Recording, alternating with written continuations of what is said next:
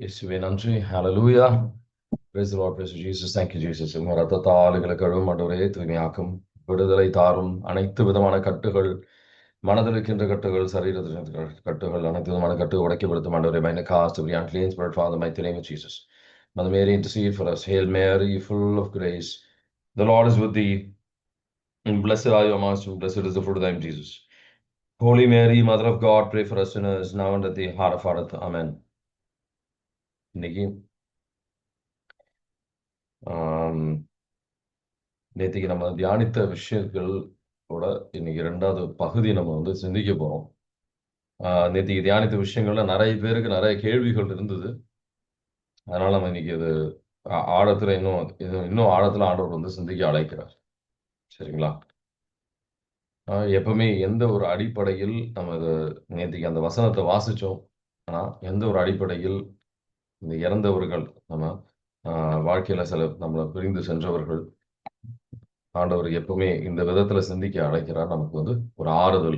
2 கொரிந்தியர் 1வது அதிகாரம் 3வது வசனம் 4வது வசனம். அந்த ஆறுதலை அவரு நம்ம ஒவ்வொருத்தருக்கும் ஆறுதலின் கடவுளா இருக்கிறாரு. அவரு நமக்கு ஆறுதல் தருவார். 2 கொரிந்தியர் 1வது அதிகாரம் 3, 4 வாசிக்கிறீங்களா?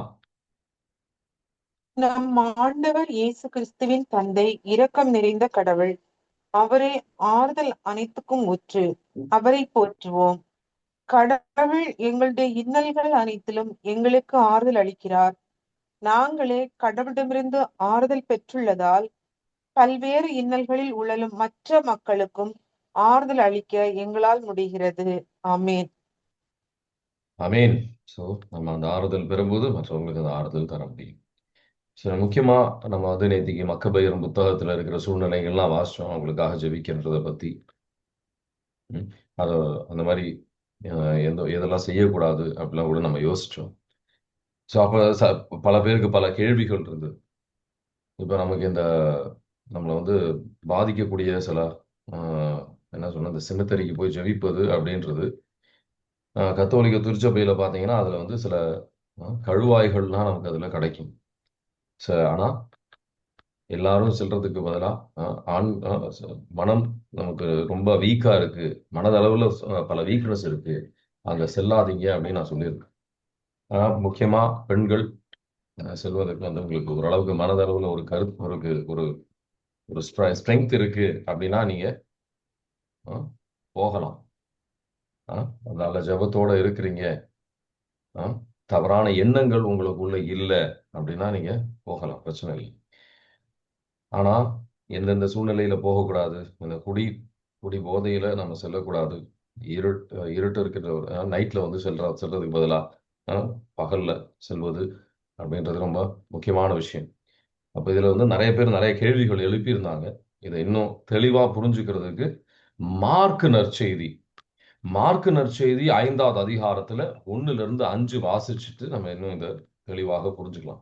வாசிக்கிறீங்க? மார்க்கு நற்செய்தி 5வது அதிகாரம் 1-5. அவர்கள் கடலுக்கு அக்கறையில் இருந்த கெரசேனர் பகுதிக்கு வந்தார்கள். இயேசு படகை விட்டு இறங்கிய உடனே தீய ஆவி பிடித்த ஒருவர் கல்லறைகளிலிருந்து அவருக்கு எதிரே வந்தார். கல்லறைகளே அம்மனிதரின் உறைவிடம். அவரை எவராலும் ஒரு பொழுதும் சங்கிலியால் கூட கட்டி வைக்க முடியவில்லை. ஏனெனில் அவரை பல முறை விலங்குகளாலும் சங்கிலிகளாலும் கட்டியிருந்தும் அவர் சங்கிலிகளை உடைத்து விலங்குகளை தகர்த்து எறிந்தார். எவராலும் அவரை அடக்க இயலவில்லை. அவர் இரவு பகலாய் எந்நேரமும் கல்லறைகளிலும் மலைகளிலும் கூச்சலிட்டுக் கொண்டிருந்தார். தம்மையே கற்களால் காயப்படுத்தி வந்தார். ஆமேன். ஆமேன். அசுத்த ஆவிகள் தான் இந்த மாதிரி இடத்துல தங்கும். இப்போ ஒரு வசனத்தை அவர் கொடுக்கிறாரு கடவுள்.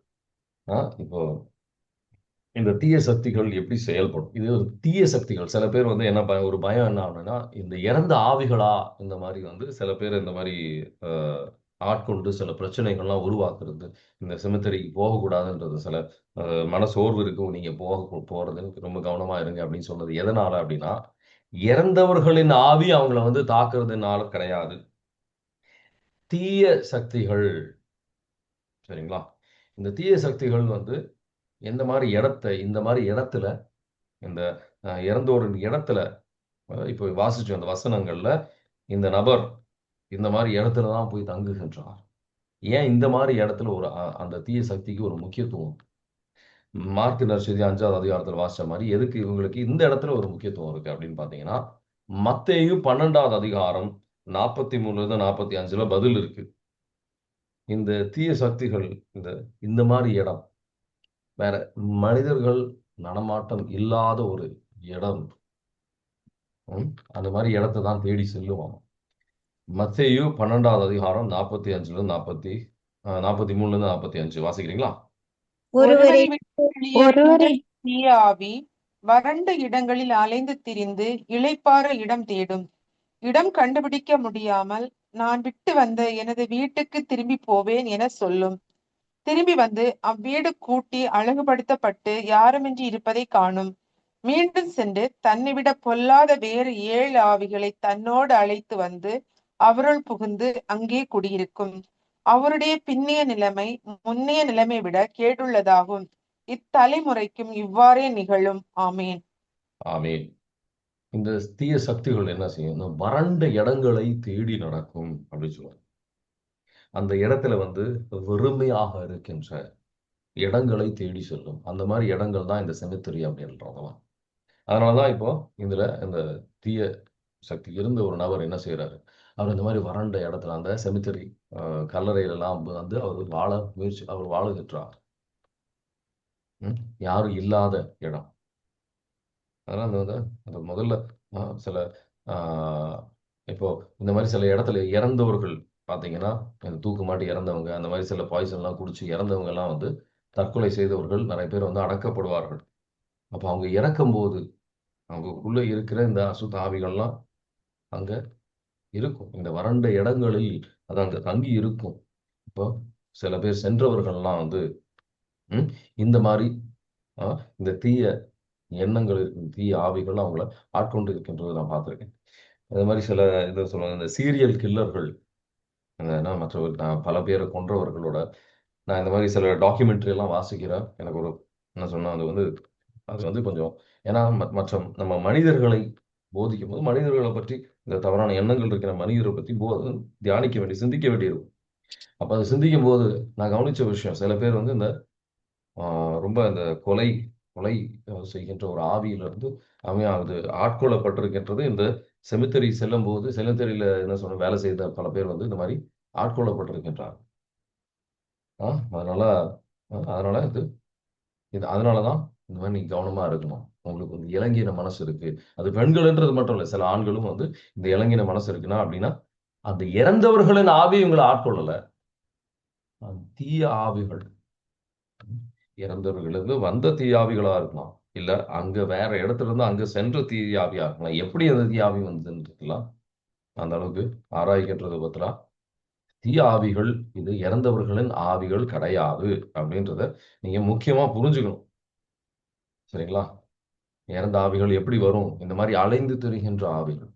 சில பேர்லாம் அந்த பாசிங் ஸ்பிரிட்ஸ்ன்னு சொல்லுவாங்க. நீங்க கூகுள் பண்ணி பார்த்தீங்கன்னா தெரியும். இந்த மாதிரி இந்த அசுத்த ஆவிகளை பத்தி ஒரு நிறைய கிளாஸ் அட்டென்ட் பண்ணியிருக்கேன்.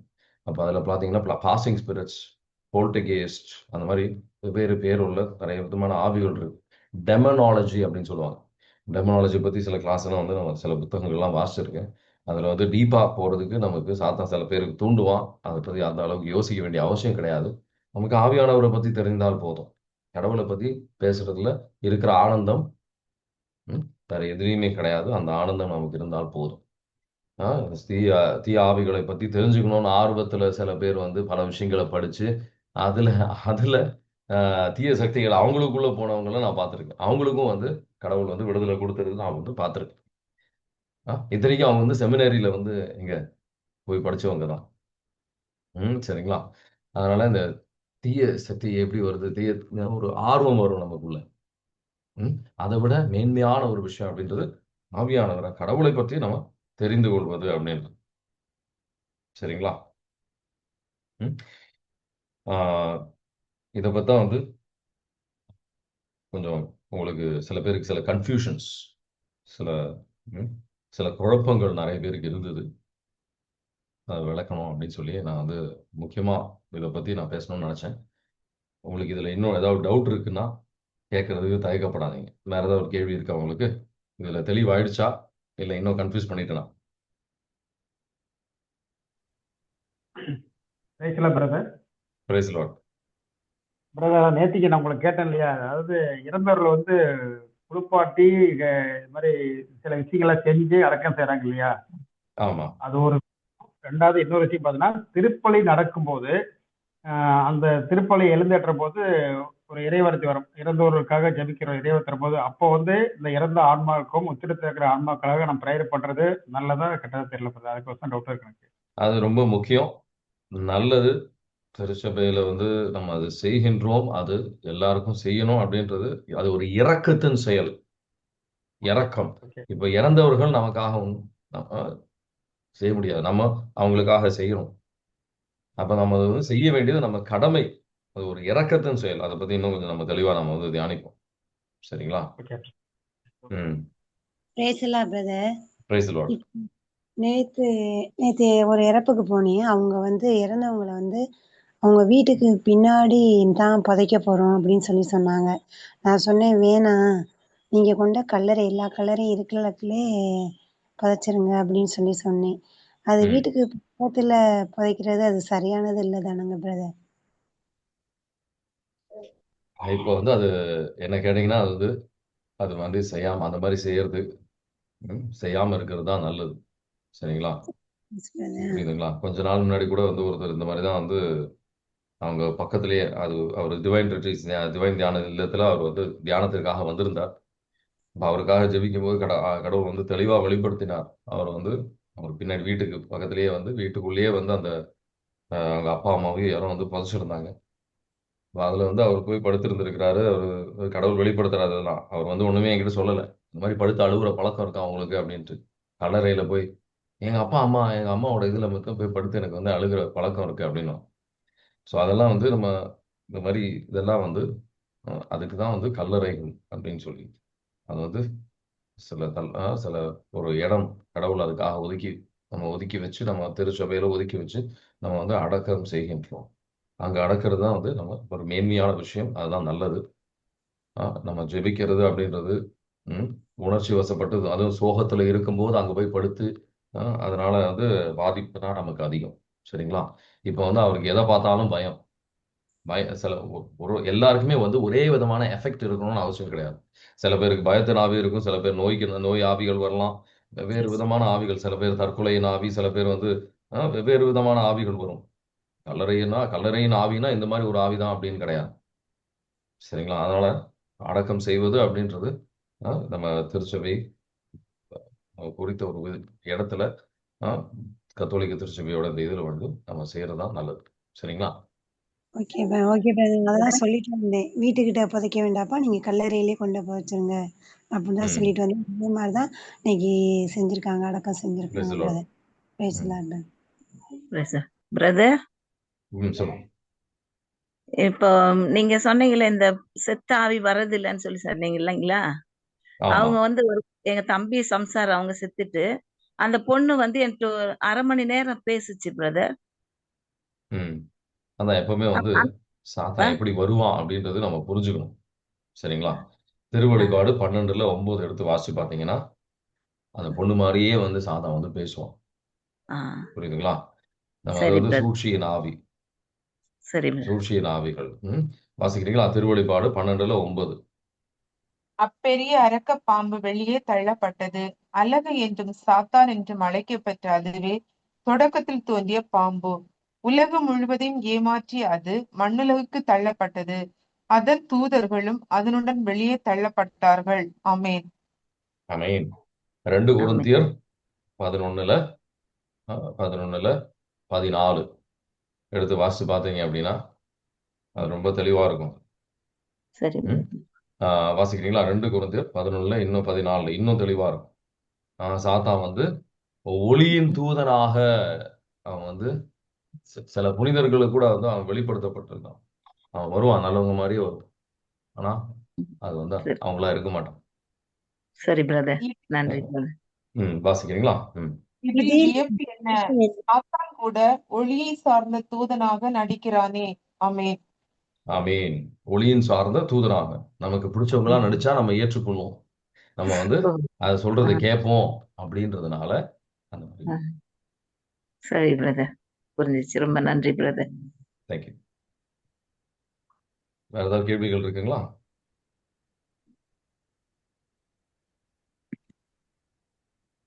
Price Lord brother. Praise Lord. Brother, நான் வந்து ஒரு ஹிந்து ஃபேமிலில இருந்து வந்திருக்கேன் ஃபாதர். அதுவும் நான் என்னோட மேரேஜுக்கு முன்னாடி தான் ஃபாதர் நான் ஞானஸ்தானம் எடுத்து கிறிஸ்டியனா மாறினேன். இப்போ எங்க ஃபேமிலி அப்பா அம்மா சைடு பாத்தீங்கன்னா ஃபுல்லா எல்லாம் ஹிந்துவா தான் இருக்காங்க இன்னமும். நான் அவங்க மேரேஜ் இப்போ அவங்க இதுல வந்து ஏதோ ஒரு டெத் ஆனா நான் மோஸ்ட்லி கலந்துக்கிறது இல்ல, போறது இல்ல. ரொம்ப முக்கியமா இப்ப பெரியப்பா சித்தப்பா அந்த மாதிரி இருந்தா மட்டும் நான் போறேன். ஆனா அது தப்புங்களா பிரதர்? அது தப்பு கிடையாது. சரிங்களா? அவங்க ஆனா போனீங்கன்னா அவங்க இல்லைன்னா அவங்க வந்து சடங்குல பங்கு பெறதுக்கு அவங்க எதிர்பார்ப்பாங்க. ஆமாங்க அது பிரதர், அதான் உங்களுக்கு வேதனை தான் ஆகும் உங்களுக்கு அது. அதனால கண்டிப்பா. இது வந்து நீங்கன்றது கிடையாது. இந்த மாதிரி சில பேர் நான் பார்த்துருக்கேன். அது வந்து நமக்கு வந்து கொஞ்சம் எளிதாக இருக்காது. ஆமாங்க பிரதர். கஷ்டமா தான் இருக்கும். ஆனா அது வந்து கடவுளை வந்து இவங்களை விட அதிகமா நேசிக்கின்ற ஒரு அடையாளத்தின் ஒரு ஐ மீன் அதோட ஒரு வெளிப்படையான அடையாளம். மத்தேயு 10வது அதிகாரம் 26ல இருந்தெல்லாம் போட்டிருக்கோம். நம்ம வந்து எப்ப நீங்க இந்த செயலை செய்யறீங்களோ ம், கடவுளை கடவுளை விட இவங்களை விட கடவுளை அதிகமா நேசிக்கிறீங்கன்ற ஒரு அடையாளம் இது. ஆனா அவங்களுக்காக நீங்க இறக்கும் தருவாயில இருக்கிறாங்க, இறந்துட்டாங்க, நீங்க வந்து அவங்களுக்காக ஜெபிக்கிறது தவறு கிடையாது. ஓகே சரிங்களா? பிரதர், சரிங்க பிரதர். பட் ஆனா நான் இப்போ இப்போ சமீபத்துல நான் ஒரு 5 வருஷமா நான் சுத்தமா அதனாலேயே நாங்க போனா அவங்க அதுல கலந்துக்கிறதுக்கு ஆமா, இதை ஃபோர்ஸ் பண்றாங்க. நான் போறதே இல்லைங்க பிரதர். நான் நிறைய டெத் நல்லதுதான். இப்பயும் ஆச்சு. நான் சரி ஏதோ பேசுறவங்க பேசிட்டு போட்டோம்னு சொல்லிட்டு நான் போறதே இல்லை. அதுக்காக நான் மட்டும் ஜெபிச்சுக்கிறேன். ஆனா நான் போறதே இல்லைங்க பிரதர், அவாய்ட் பண்ணிடுறேன். நல்லது. ஒரு சிலர் ரொம்ப இப்போ பெரியப்பா சித்தப்பா அப்படி அந்த மாதிரி க்ளோஸா இருக்கும்போது கண்டிப்பா போய் ஆகணும்ன்ற ஒரு இது கட்டாயம் ஏற்படுது பிரதர். அந்த மாதிரி இதுல ஆனா நான் போயிருக்கிறேன். ஒரு இதுலயும் என்னை கட்டாயப்படுத்தி ஒரு சடங்குல என்னை வந்து கலந்துக்க வச்சாங்க சித்தப்பா மாதிரி இதுல டெத்துல. ஆனா எனக்கு அது ஒரு உறுத்தலாவே இருந்தது. அதை நான் ஒரு கன்ஃபெஷன்லயும் அது நான் அதுக்கு பாவ அறிக்கையில சொன்னேன். ஆனா மறுபடியும் இது நடக்காம இருக்கும்னு சொல்ல முடியாது இல்லைங்க பிரதர். இப்ப அப்பா அம்மாவும் ஏஜ் ஆனவங்க. இப்ப அவங்க இதுல எல்லாம் நான் இப்போ கண்டிப்பா போயே ஆகணும் இல்லைங்க பிரதர். நான் அது என்ன பண்றதுன்னு அப்ப எனக்கு அதுக்கு இதெல்லாம் முன்னாடியே வந்து ஏதாவது செய்ய முடியுமா பாருங்க. ஆவியானவர் வழி நடத்துவாரு. இது எப்படி வந்து உங்களால அவாய்ட் பண்ண முடியும்னு சொல்லி ஆவியானவர் வெளிப்படுத்துவாரு. சரிங்களா? சரிங்க. கேளுங்க. ஓகே, ம்? சரிங்க அவர் வழி பிரதர். நடத்துவார், ஓகே, வழிகாட்டும். Okay, okay. இப்ப பேசலாம் பிரதர். இப்ப வந்து இப்ப எங்க வயசு இல்ல, நான் சின்ன வயசுல உங்களோட கணவர் இறந்துடுறாங்க. அப்படிங்கையில உங்களுக்கு வந்து அந்த காரியம் செய்யறாங்க பாத்தீங்களா? காரியம் செய்ய காரியம் செய்யறப்ப அந்த வில்லேஜ் பக்கம்னா பார்த்தா அந்த விதவை பெண்கள் மட்டும்தான் அவங்க பக்கத்துல போகணும். நான் வந்து அத பார்க்காம நான் போவேன். அப்ப போவையில என்னைய எல்லாரும் திட்டுவாங்க. "நீ போவாதப்பா" அப்படின்னு. ஏன் இதுல என்ன இருக்கு? கடவுள் மேல எனக்கு நம்பிக்கை இருக்கு. நான் ஏன்னா அவங்க சொல்லுவாங்க, "நீ போனீன்னா அடுத்து வந்து உன்னோட கணவர வந்து அவங்க கூப்பிட்டுக்குவாங்க" அப்படின்னு பெரியவங்க சொல்லுவாங்க. இதுல எந்த லெவல் உண்மை பிரதர்? உயிர் தருவதும் உயிர் எடுப்பதும் கடவுள். நம்ம செய்யற அது நீங்க செய்யறது ஒரு இரக்கமான செயல். இரக்கத்தின் செயலுக்கு வந்து கடவுள் ஆசீர்வாதம் தான் தருவாரு. அதுக்கு உயிரெல்லாம் எடுக்க மாட்டார். புரியுதுங்களா? கடைசியில ஓகே. கடவுள் உயிர் எடுக்க சொல்லுவார். நல்லது செய்யறதுக்கெல்லாம் வந்து கடவுள் வந்து உயிரெல்லாம் எடுக்க மாட்டார். சரிங்களா? ம்? அதை இல்ல நினைச்சு நீங்க வந்து கவலைப்படாதீங்க. இல்ல பிரதர், நான் அதெல்லாம் கவலைப்பட மூட மாட்டேன். நம்பிக்கைகள். மூட நம்பிக்கைகள் என்னைய அனுப்ப மாட்டாங்க.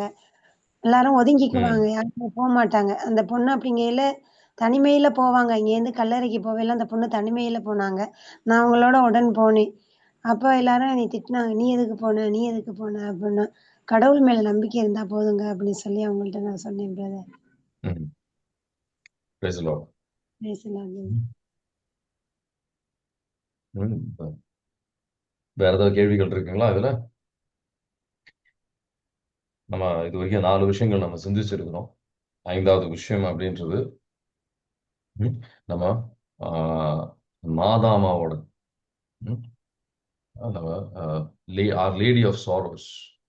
தமிழ்ல என்ன சொல்லுவீங்க? ஆர் லேடி ஆஃப் சாரோஸ் யாருக்கா சொல்ல முடியுமா? வியாகுல மாதா. வியாகுல மாதாவுக்கு வந்து நம்ம சிலுவைக்கு அடியில இருந்து அவங்க ஜெபிக்கிறாங்க. ஒரு குழந்தையின் இறப்பு அப்படின்னா என்ன அப்படின்றது அவங்க தாய் அவங்களுக்கு தெரியும். அவங்களோட சேர்ந்து நம்ம வந்து ஜெபிக்க ஆண்டவர் வந்து அழைக்கின்றார்.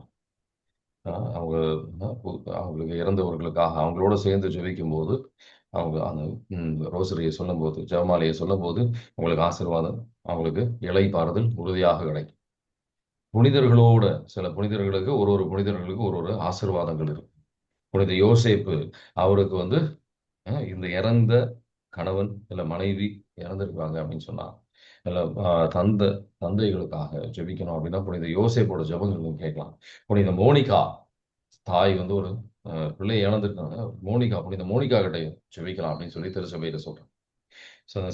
அந்த மாதிரி அது வந்து சர்ச் ட்ரையம்ஃபன்ட் புனிதர்கள் விண்ணகத்தில் இருக்கின்ற புனிதர்களோட உதவியோடு சேர்ந்து நம்ம ஜெபிக்கணும். நம்ம எல்லாமே ஒரே சமூகம் தான். இந்த புனிதர்களோடு சேர்ந்து நம்மளும் புனிதர்கள் ஆகுவதற்காக அவங்க நமக்காக இருக்கிறாங்க. நம்ம திருச்சபையில நம்ம ஒரே ஒரு சரீரமாக நம்ம ஒவ்வொருத்தரை வந்து நம்ம ஒருத்தர் உதவி செய்ய வேண்டியது நம்ம கடமை.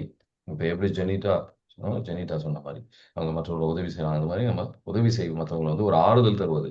சில சாப்பாடு அவங்களுக்கு வந்து சில சாப்பாடு அந்த நேரத்தில் வந்து சாப்பாடு தருவது இல்லை, அவங்க ஒரு அவங்க ஆறுதல் தருவது, அவங்களுக்காக நடைமுறை வாழ்க்கையில சில உதவிகள் அவங்களுக்கு தேவைப்படலாம். அந்த மாதிரி ஒரு சமூகமாக இருந்து நம்ம பயணம் செய்யணும்னு சொல்லி கடவுள் எதிர்பார்க்கின்றார்.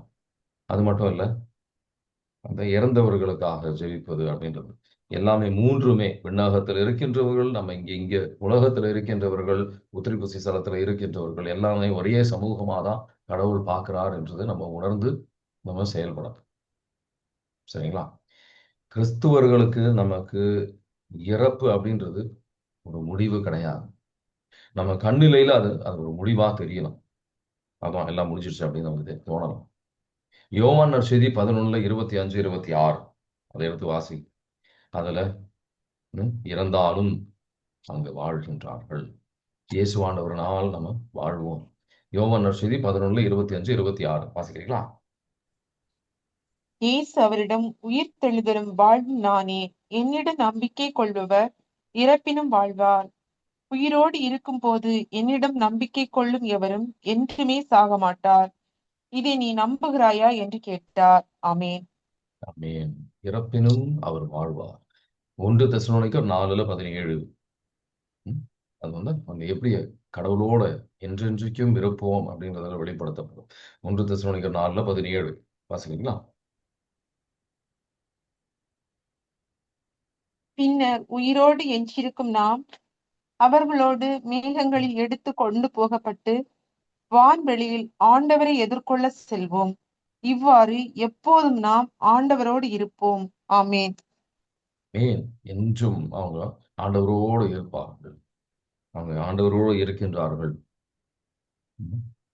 அவங்கள பத்தி நம்ம வந்து வேதனைப்பட வேண்டிய, அவங்களுக்காக நம்ம வேதனைப்பட வேண்டிய அவசியம் கிடையாது. ஆக்சுவலி அவங்க வந்து கடவுளோட இருக்கின்றார். ஆனா அதுக்காக நமக்கு இந்த துக்கம் அவ்வளவு எளிதாக இருக்காது. சபை உரையாளர் 3வது அதிகாரத்தில் 1வது வசனம் எடுத்து வாசிங்கன்னா, துக்கத்துக்கும் ஒரு காலம் இருக்கு.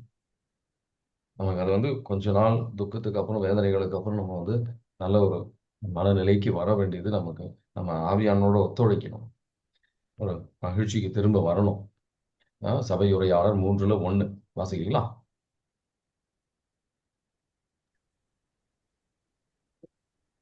ஒவ்வொன்றுக்கும் ஒரு நேரம் உண்டு. உலகில் நடக்கும் ஒவ்வொரு நிகழ்ச்சிக்கும் ஒரு காலம் உண்டு. ஆமேன். ஒரு காலம் உண்டு. அதே மாதிரி 4வது வசனம் எடுத்து வாசிப்பாங்க. அழுவதற்கு சிரிப்பதற்கு எல்லாத்துக்கும் ஒரு காலம் உண்டு. இடித்தலுக்கு ஒரு காலம், கட்டுதலுக்கு ஒரு காலம், அழுகைக்கு ஒரு காலம், சிரிப்புக்கு ஒரு காலம், துயரப்படுதலுக்கு ஒரு காலம், துள்ளி மகிழ்தலுக்கு ஒரு காலம். ஆமேன். ஆமேன். துள்ளி மகிழ்வதற்கு ஒரு காலம். சில பேர் அந்த துக்கத்திலேயே இருப்பாங்க, எப்பவுமே துக்கத்திலேயே இருப்பாங்க. அந்த மாதிரி நபரோட வந்து சாதா வந்து அந்த துக்கத்தை அந்த சந்தோஷமா கடவுளோட ஆவியானவருக்கு அங்க ஆக்சுவலா இடம் இல்லை. ஆவியானவர் வந்து மகிழ்ச்சி தருகின்றவர். நமக்கு ஆவியானவரோட மகிழ்ச்சி பெற்றுக்கொள்ள சில பேர் வந்து தயாராக இல்லை. இது ரொம்ப மிகப்பெரிய வேதனைக்குரிய விஷயம் கடவுளுக்கு. ஏன்னா இந்த மகிழ்ச்சி அப்படின்றது மகிழ்ச்சியின் தைலம் கடவுள் வந்து கையில பிடிச்சிட்டு நிக்கிறாரு. எனக்கு இந்த மகிழ்ச்சியெல்லாம் வேணாம், இந்த சூழ்நிலை சரியாகணும், அப்பதான் நான் மகிழ்ச்சியில இருப்பேன். எனக்கு இது இது இது நடக்கணும், அப்பதான் நான் மகிழ்ச்சியில இருப்பேன். அப்பதான் உங்க உங்க மகிழ்ச்சி அது கடவுள் தர மகிழ்ச்சி. நம்ம அதை பெற்றுக்கொள்ளாத இருக்கும்போது கடவுளை நம்ம உதாசீனப்படுத்துகின்றோம். ஆவியானவரின் மகிழ்ச்சி, the joy of the spirit, ஆவியானவரின் மகிழ்ச்சி நம்ம அதுதான் நம்ம சக்தி அப்படின்னு சொல்றோம். நெகேமியா 8:10. அதனால அவர் மகிழ்ச்சியை நம்ம பெற்றுக்கொள்ளாத இருக்கிற ஆவியானவரை நம்ம புறக்கணிக்கின்றதுக்கு ஒப்பான ஒரு விஷயம். துக்கம் வரும், துக்கம் வந்து இயல்பான ஒரு விஷயம். நம்ம மனிதர்கள் நமக்கு பல அட்டாச்மெண்ட்ஸ் இருக்கும். ஆனா அந்த ஹீலிங் ஆவியானவர் தருகின்ற ஒரு ஆறுதலை பெற்றுக்கொள்ள வேண்டியது நம்ம கடமை. சில பேர் இந்த ஆறுதல் பெற்றுக்கொள்ள மாட்டாங்க, இந்த வேதனையிலேயே உட்கார்ந்துட்டு இருப்பான். அது வந்து இறந்தவர்களின் வேதனைன்றது மட்டும் கிடையாது, எந்த விதமான வேதனையாக இருந்தாலும் சரி. சாத்தானும் உங்களை ஏமாற்ற விடாதீர்கள். அந்த வேதனையிலேயே உட்காராதீங்க. ஆவியானவர் தருகின்ற ஆறுதலை பெற்றுக்கொள்ளுங்கள், அவர் தருகின்ற மகிழ்ச்சியை ஏற்றுக்கொள்ளுங்கள். அப்பதான் நம்ம கடவுளுடைய பிள்ளைகள். ஏன்னா நம்ம கடவுளுடைய பிள்ளைகள் கிடையாது. எல்லா வேதனையிலிருந்தும் ஒரு நன்மையை கொண்டு வரக்கூடிய தேவன் நம்மோடு இருக்கிறார். எல்லா வேதனையிலிருந்தும் அவரால் ஒரு நன்மையை கொண்டு வர முடியும். நீங்க அனுமதிக்க தயாராக இருங்க. உங்க குருத்துவர்கிட்ட பேசுங்க. இப்போ கவுன்சிலிங் உங்களுக்கு வரணும்னா ஒரு ஆவியானவர் வாங்க, கவுன்சிலிங் வாங்க, பேசுங்க. மற்றவர்களோட ஆவியானவர் ஆளை வழி நடத்தப்படுகின்றவர்கள் கிட்ட பேசுங்க. பூசை இன்னும் அர்ப்பணிங்க இறந்தவர்களுக்காக. ஸோ இந்த 40 நாள் அவங்களுக்காக ஜெபிங்க. அது வழியாக உங்களுக்கு ஒரு மாற்றம் வரும். நமக்கு அதுல சக்தி கிடைக்கணும்னு அவசியம் கிடையாது. ஐ மீன் ஒரு சக்தி வந்து எளிதாக வரணும்னு அவசியம் கிடையாது. ஆனா சிறு பிள்ளை ஆவதற்கு நீங்க தயாராக இருந்தா ஆவியானவரோட ஒரு ஆறுதல் இன்னும் நிறைவாக நீங்க பெறுவீங்க. அவரோட மகிழ்ச்சியை நீங்க பெறலாம். நம்ம திரும்ப ஒரு அந்த நேரம், அந்த துயரத்தின் நேரம் நீங்கும் போது, அந்த மகிழ்ச்சியின் நேரம் வரும்போது கடவுளுக்கு ஏற்றபடியான பிள்ளைகளாக நம்ம வாழ முடியும். இன்னைக்கு தியானித்த விஷயங்கள்ல வேற ஏதாவது கேள்விகள் உங்களுக்கு இருக்கா? பேசலாம் பிரதர். ஒரே ஒரு சின்ன கேள்வி, ரொம்ப நாளா அந்த கேள்விகள் இருக்குது. இது வந்து கேட்பது சரியா தவறுதில்லை, ஆனா இது தெளிவாக தான் கேட்குறேன். இப்போ வந்து ஆண்டவர் இயேசுவிட மக்கள் என்ன கேட்டாங்கன்னா, ஆண்டவரே நாங்கள் எவ்வாறு இறைவனை போற்றுவது ஜெபிப்பது என்று கேட்கும்போது ஆண்டவர் வந்து ஜெபத்தை சொல்லித்தராரு. மக்கள் எல்லாம் அதைப்படியே ஃபாலோ பண்ணாங்க, ஜெபிக்கிறாங்க.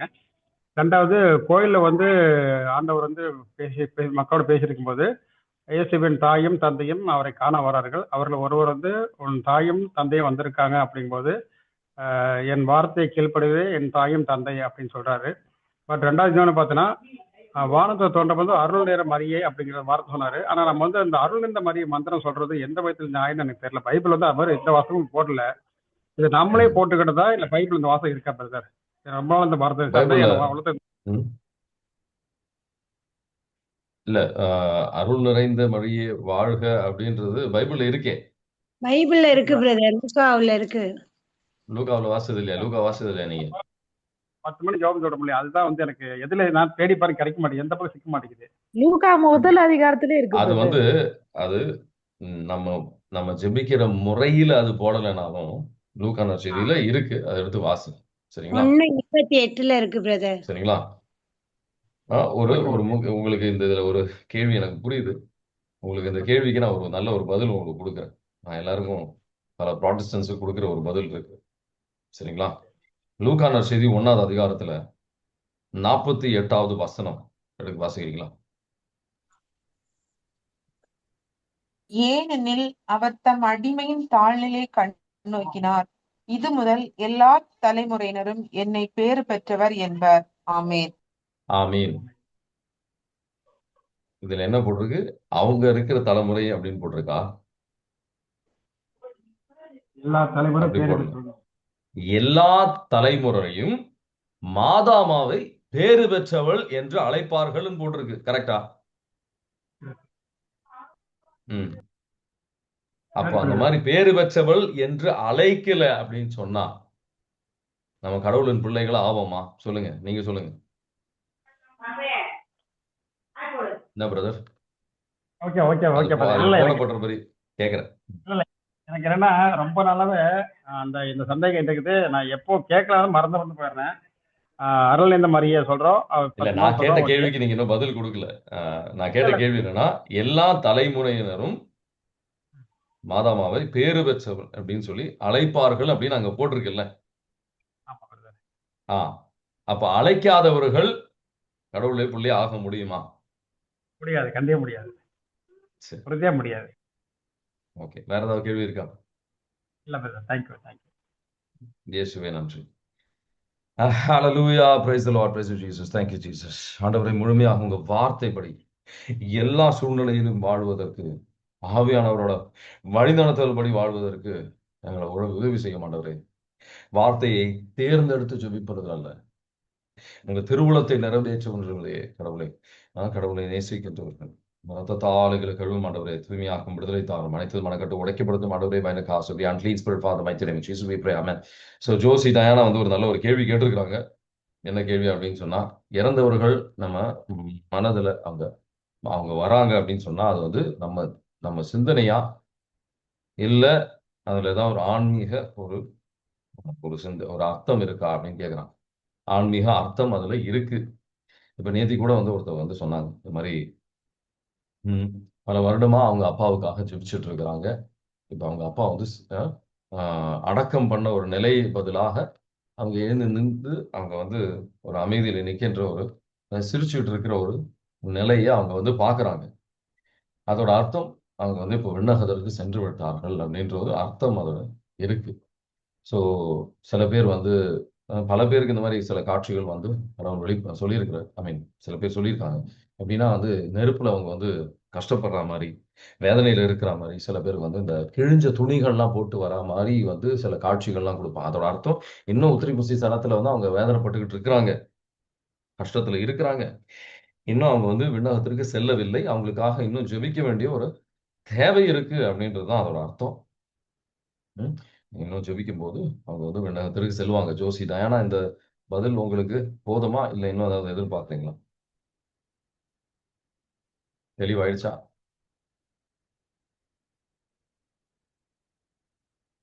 Okay, praise the Lord. God bless you. Have a nice day. Thank you.